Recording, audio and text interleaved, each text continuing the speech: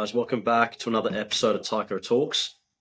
Today, we're going to just have a bit of fun with this one. We're going to just ask questions, I think.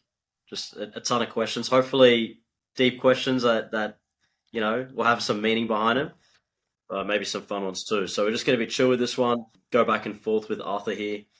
And then, yeah, probably be a shorter one, I think.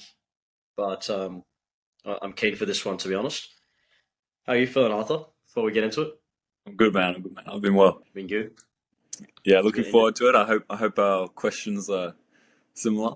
But yeah, so Yep. Nate just hit me up and it's like, get some questions for the podcast, and I'm hoping we're on the same page. Right. Even if we're not, even if I'm asking you questions about Disney and Marvel, and you're asking me questions about the meaning of life, it'll be good. It'll still be That's good. it. All right, let's get into it. Do you want me to start? I'll start. Done. We'll go, Cool. we'll go question each. We'll go question each. Yeah. Sweet. All right. First question: would you consider yourself a brave person, and why? And why not? And give an example. Like if and I want you to really deep this. Like if it really came Uh, down to it, and someone had your family like at gunpoint, you know what I mean? Like really deep it. Brave person. I was thinking this the other day. I was like, is my danger response like the flight or the fight, or there's the freeze? I'll be honest, I think I'm a runner. I'm just getting out. I can't lie. But like in terms of what I do, I don't think there's many people at my age doing it. And that's something I've like struggled with a little bit, like relating to people at school, because there's no one on the same page kind of thing.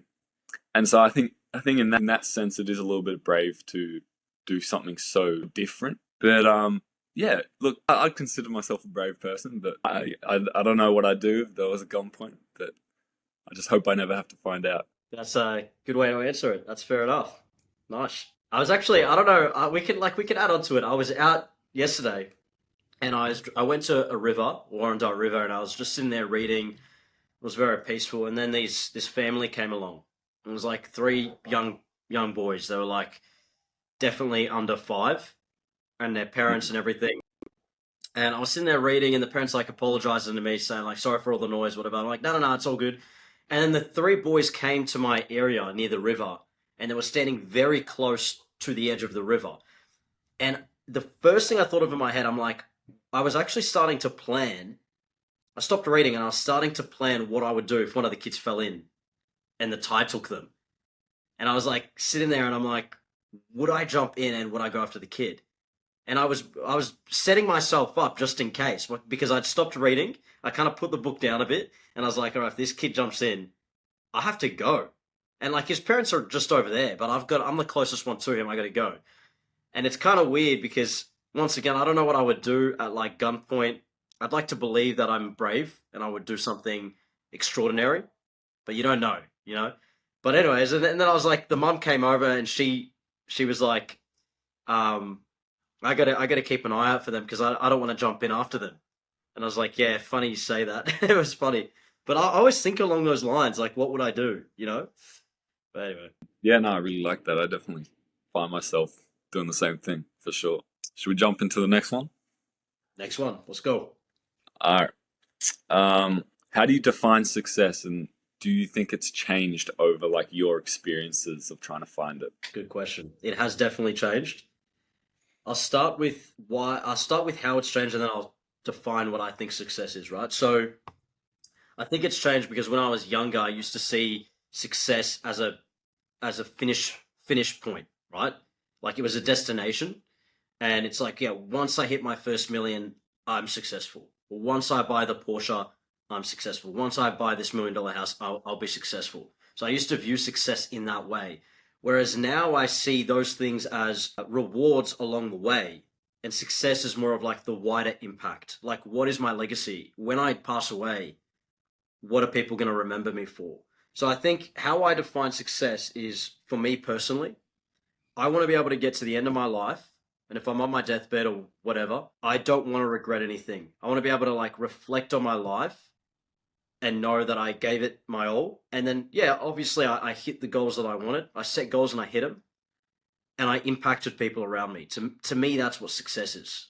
And I've just learned that as you get older, you realize that materialistic things, though, it means nothing. I still want all that. Don't get me wrong. I say that, and people say, "Oh, see, but you're still obsessed with the Porsche and all that." I'm like, no, I still want all that stuff, but that can't be my only goal. That's not what success is.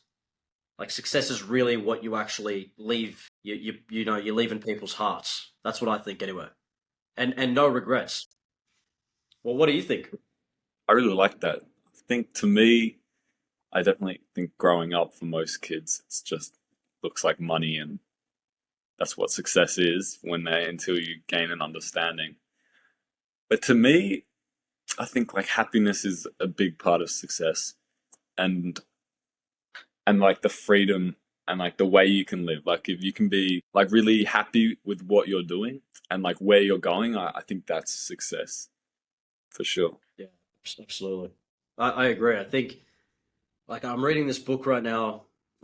I don't even know how I can't remember the name of the book, but it's basically this book about secrets to like a long happy life, and it's like what the Japanese think is how you should live life. Well, a majority of them anyway. And it talks about life purpose. And so I think purpose is everything, and once you find that purpose, that can give you that sense of happiness.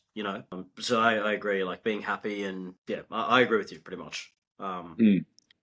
All right, next question. Let's go. But Where do my questions go?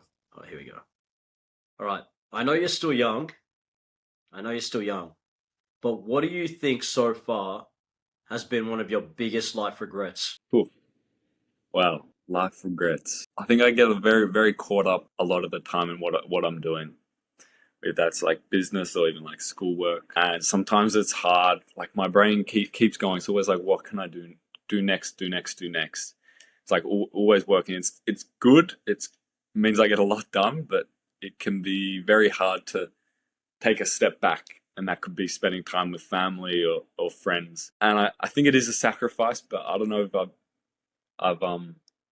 trying to figure out if I've sacrificed too much, and that's kind of a regret. Maybe it's a skill as well. I need to learn how to kind of step back and just be in a different like mode to work. Yeah, fair enough. I'll add to that because I'm a little bit older than you, and that's something that I'm starting to feel now, where it's like my early 20s, my late teens and my early 20s, did I just grind it out too much to the point where I didn't live? And yeah, maybe I did, but I don't regret it because I've set myself up pretty well for my age currently, right? And I've never gone into my personal finances and what I have, and I don't plan on doing that. And it's funny because I still don't feel like I've made it, but when I really sit down and I reflect on what I have, I'm happy that I sacrificed those early years to get there. And I'm still young. Like now I can kind of like I wasn't depressed. Like I didn't have a depressing life. But I think I was like you, I was just always trying to find a way to get ahead in life. So I don't think it's a bad thing. I think it's important to have a balance, like take a step back and enjoy the moment, be present, but don't be like maybe I'm spending too much time working on myself. In another 5 years, you're gonna look back and you'll be like, thank God I did that because I've changed this much, and everybody around me who went out partying and went out clubbing and got drunk every weekend, they're exactly the same person. So I think you're good. No, I appreciate that, and I like what you said. How you've looked back and then you had to realize where you've actually came from. Like the success never feels like you've made it, which is like I can relate to that a lot. Sometimes it feels like I haven't gone anywhere yet, but when you actually sit back and you look at the timeline, it's like, But you have no idea because I'm very hard on myself. I'm always like, man, when am I just gonna make it? When am I gonna make it? When am I gonna make it? When am I gonna this? And then I sit down and I like calculate all the assets I have and what I've got in the bank account and all that and the people, the friends that I have around me. You know, the what I've done in terms of like trying to work out and be fit, just a lot of things. How I've improved as a person, and I'm like, no, I've actually come a long way, and I'm still not there yet. I'm far from it, but yeah, no, it's been good. But keep doing what you're doing, man. You're on the right path. I appreciate that. Is it my turn? Yep. Ooh, okay, let's go with. Ooh, it's a little similar actually. I'm gonna ask it still. What sacrifices have you made in pursuit of like your goals? Hmm? I want to throw it back at you. Back at me. I made a lot. So I'll kind of run through. I graduated school, went straight into university, which I regret, but it is what it is. And as I was studying, I was working basically full-time hours as I was studying full-time. And a lot of people do that. It's not amazing. But for example, I'd be going to uni from maybe 3 times a week, 3 days a week. And on the Friday, I'd be coaching basketball. I'd finish coaching basketball in whatever area they send us. And with rep, we could be in Ballarat, you could be in Keilor, Coburg. Finish coaching basketball at whatever time. I'd start a shift at 7-Eleven where I worked at the time at midnight. And I'd work What? from 12 to like 4 o'clock. And it was very short, but it was still quite a bit because keep in mind, I'd been at uni all day, go straight to basketball, go to 7-Eleven, and then the next morning I'd start at like 12 p.m. and I'd work for a few hours, and then the same night I would start again at like 9 p.m.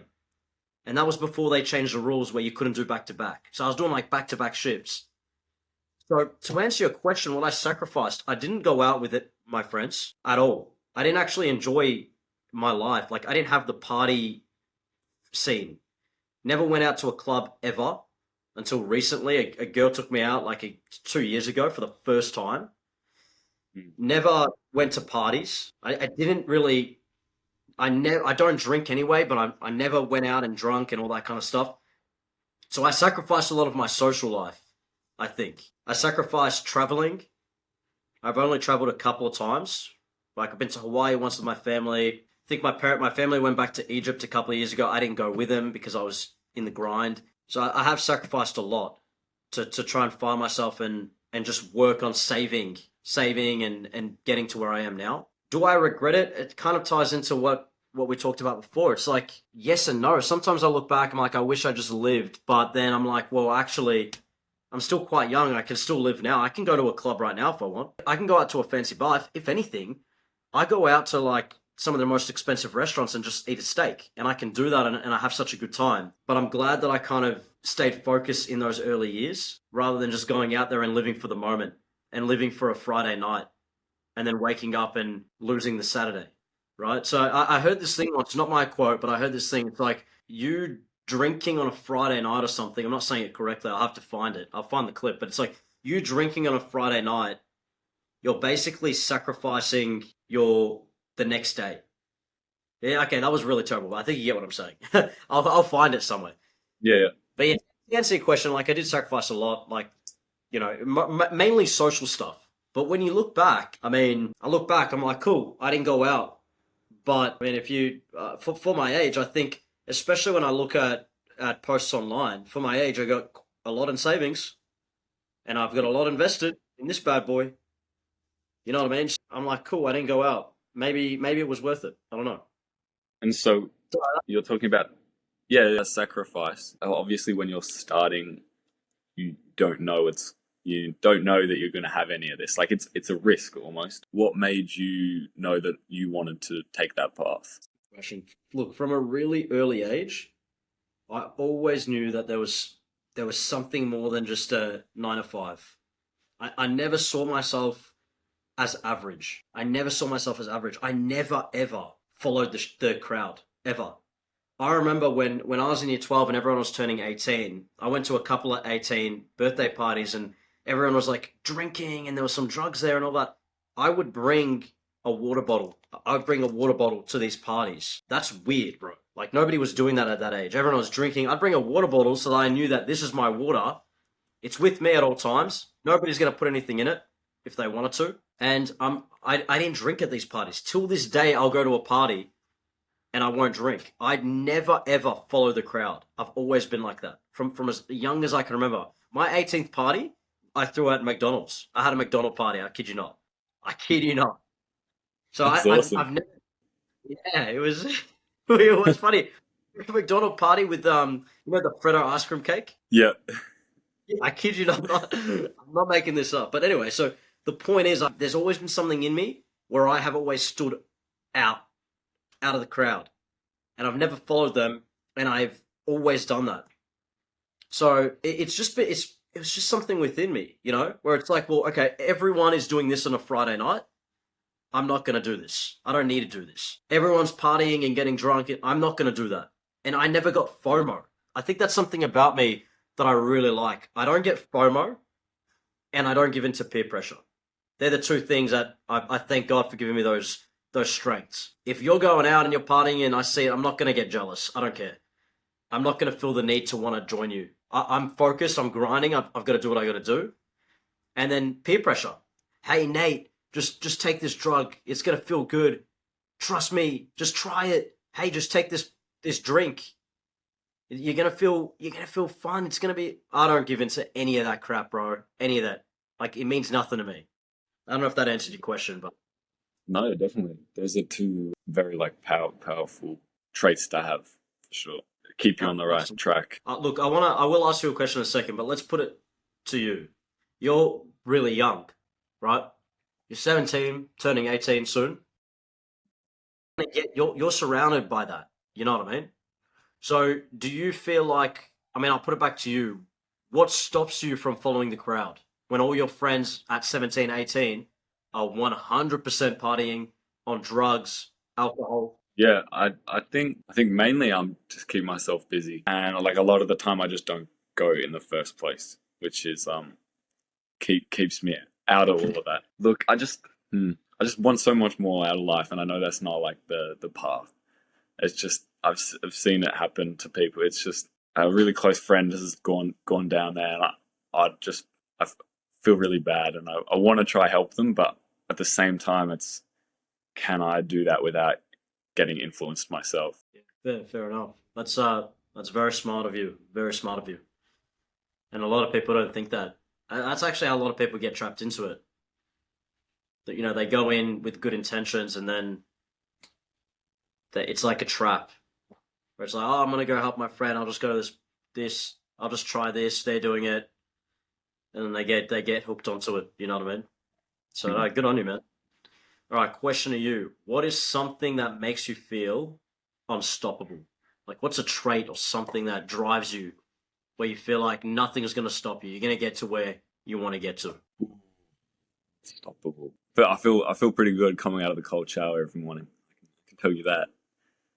But on a bigger scale, I think looking when you do look back, and not comparing myself to other 17-year-olds, but to my older self, and like we're saying, it is sometimes difficult for me to actually do that and step back. But when I do it, it feels very like fulfilling when you can see the map of the journey. And that's why I want to start journaling because I want to be able to look back and have a more clear path. And then in 20 years, I can look back and think, hang on, wow, that's a big leap. Nice, beautiful. All right, one for you. What pivotal moments or struggles have you had like through your Biggest struggle is self-love and self-worth and accepting myself. Biggest struggle to date. That's genuinely now that there've been things that have been pivotal moments in my life, things like relationships that don't work, friendships that end, you know, milestones in university, you know, like finishing off my course was a massive thing. Getting fired from my first job was a massive thing that I'm super grateful for that happened. So there have been pivotal moments like that, but I think the biggest struggle that I'm still on the journey of is learning to accept myself for who I am and love myself. And I think it's no coincidence that right now I'm the happiest I've ever been because I have the tools to be able to love myself. I'm equipped with that self-love. And I'm still on the journey, but because I am slowly mastering it and I'm slowly coming to terms with, no, I do accept myself and I love myself and I don't care about what other people think. It's no coincidence that right now in 2024 and 2025 and beyond, I'm unconditionally happy. I'm fulfilled within myself. I still have those days though, but I'm not where I used to be. Like in my early teens, early 20s, mate, the self love was not there at all. It was all about other people, people pleasing, how I make them feel, how they perceive me. Yeah. So that biggest struggle is learning to love myself and accept myself. And then along the way, obviously, you have moments that help equip you to do that or make you stronger. Like a bad breakup is going to make me stronger. It's going to help me love myself more. Getting fired from a job is going to help me love myself more. I have to go through the yuck feelings of not feeling worth it, not feeling like feeling worthless, not feeling capable. I have to go through that to then be able to equip myself to feel what's on the other side, if that makes sense. Do you think it's harder to love yourself when you're holding yourself at such high expectations and you're such an ambitious person? Sure, for sure. I mean, I've got very high expectations of myself, so it's hard. But I think that for me, it's not about lowering the expectation. It's about coming to terms with, like I said before, well, just chill out, bro, and just reflect and see how far you've come. Don't lower the expectation so that you don't feel disappointed. I don't expect anything of anybody else, so I don't feel disappointed. But I don't lower the expectations for myself because I know who I am as a person and I know that I'm going to hit those expectations that I set for myself. Do you see the difference there?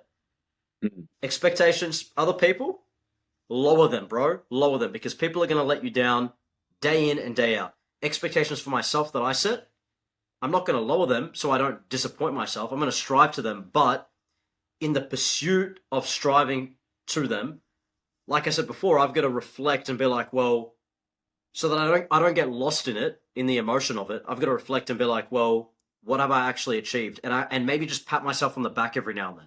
That's it. You know what I mean? That's so important to like step back. For sure. For sure. Mm. All right, I got a good one for you. I think I lost it, so give me one sec. You good? I don't even know. Am I even answering your questions, bro? Like I think you're doing well. It's good. All right, good. I think I'm almost out That's all right. Let's go. We'll go one or two more each, but this is one that I'm interested in hearing your opinion. for sure. What do you think makes someone a good person? I think selflessness is big, and that's something that I touched on before. Like I sometimes feel like I'm prioritizing myself too much, which can be like selfish. A good person, like hardworking as well, like really, really striving for what they want is important. But yeah, I think mainly like in the terms of like a good person in like a friendship or a relationship, it just comes down to respect and like that's like something really that I value a lot. But it's a tricky question out of that. Yeah. That's fair. That's fair. What about you? What are your like values for that? Tough one. I mean, I think integrity is a big one. Something that makes someone a good person, and this trait is rare to find. It's rare to find. But someone who does things without people watching them. Like they do even though nobody's watching. I think that makes someone a very good person because they know that there's no reward. Like if they're going to, and I have countless examples, picking up rubbish, paying for someone's meal or fuel without them knowing. There are so many examples, like just being an honest person, returning an item that you might have like triple scanned, or not scanned, sorry, in self serve, paying for your 25-cent plastic bag, even though you know it's a rip off, and you know that these corporations are a massive, they just want to take your money. Like that's a bit extreme, but just doing the right thing, even when people are not watching, being honest. I think honesty is the biggest thing, and not just being honest to other people, being honest with yourself. Because if you're honest with yourself, you're not going to be dishonest with other people. If you're honest before God, you're not going to be dishonest to other people. And I think that integrity and honesty makes someone a good person. Someone who's going to follow through with what they say they're going to do. I think that makes them a good person. I think the integrity in a person shows a lot of like self confidence as well. Like if you can do something without anybody else watching for your it's almost for yourself at that point. You don't need any validation from anyone else. You're doing it because that's your values and that's what you believe is right. And to have that ability to do it with no validation is like it shows a lot. Absolutely. 100%. The best, like, if I was to sit down and create a friend group of people I want around me, it would be men like that. Men who do things like yourself. I mean, you take a cold shower most mornings, if not every morning. Nobody's watching you do that, but that's a big thing, man. It's a big thing because you immediately, it's a mental game. You're doing something that is making you uncomfortable for, 30 seconds, but you're doing it because you said you're going to do it. I think it's really important. I think if you're not a man of integrity, you're a coward, I think. And there is no time in history where it was good for a man to be a coward for anybody.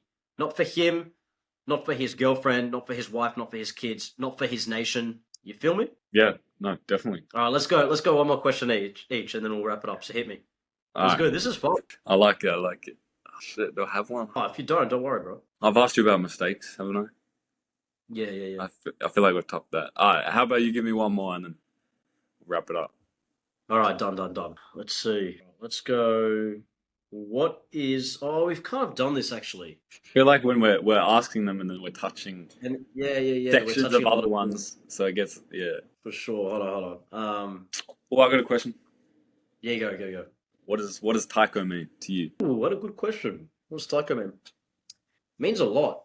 I mean, for me, like it's the brand. Like if we break it down, it's like all right, Tycho is derived from the Greek goddess Tiki, which means like that she was the Greek goddess of success and prosperity of her city. And for me, when I think about what I would want to have envisioned in a brand, it's like success and abundance, right? Like you can reach any level of success and you can have everything that you want. Like live life with a view of like prosperity and abundance, if that makes sense. But then I mean deep like if we go a bit deeper, building a brand is like you're building something, and it's not like the world would come crumbling down if we didn't build it to the levels that we want.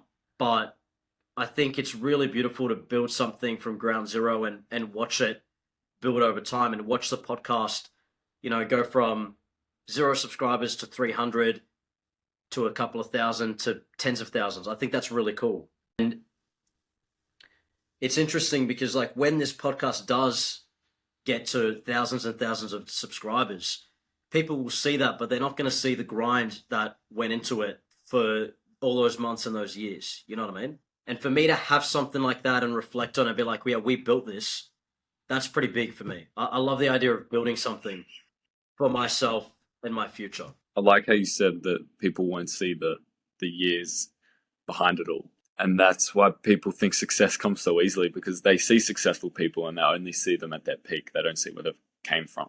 But yeah, that's an idea.